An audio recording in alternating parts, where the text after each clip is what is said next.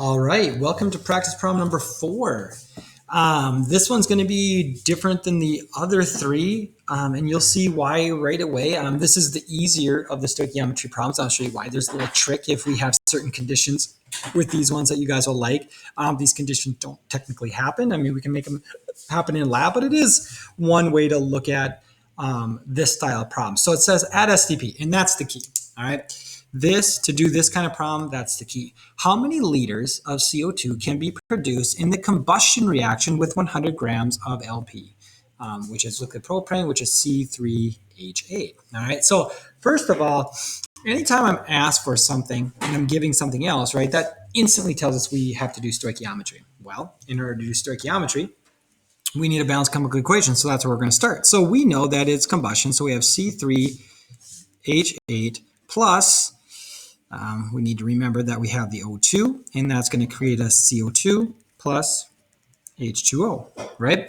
To balance it out, I'm going to put a 3 there, I'm going to put a 4 there, so that gives me 6 oxygens, and then the 4 there for a total of 10, so I'm going to put a 5 right there. So there's my balanced chemical equation, right? And if we go back to taking a look at what we know how to do, we have 100 grams of that guy, okay? And what we're trying to figure out is we want to figure out, all right, I want to figure out the liters of that guy. So what we would do, right, is go down to the moles. The only way you compare these is the mole level and come up, okay? So this is a new ratio for us. And we'll get to that in a second. To be able to use that ratio. And in the next problem, we don't actually have it, and you'll see why. But in this problem, because we're at STP, we're going to be able to do something kind of nice, right? So there's nothing really we got to write down because unlike the other problems, there's not a list of variables we need to write down. So we just get to do our stoichiometry. So we're going to start off the same way we did last unit.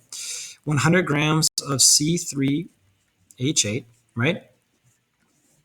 Ratio, grams of C3H8 over moles of C3H8. And that's 1. The grams, so go calculate it. 12 times 3 plus 1001 times 8.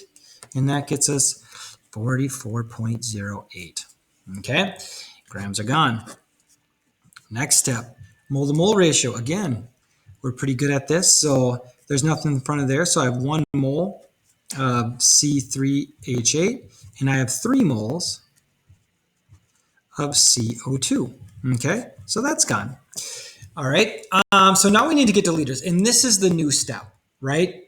Now we can carry on because we're at STP, because we're at standard conditions, because what we know, if we go back, is we have this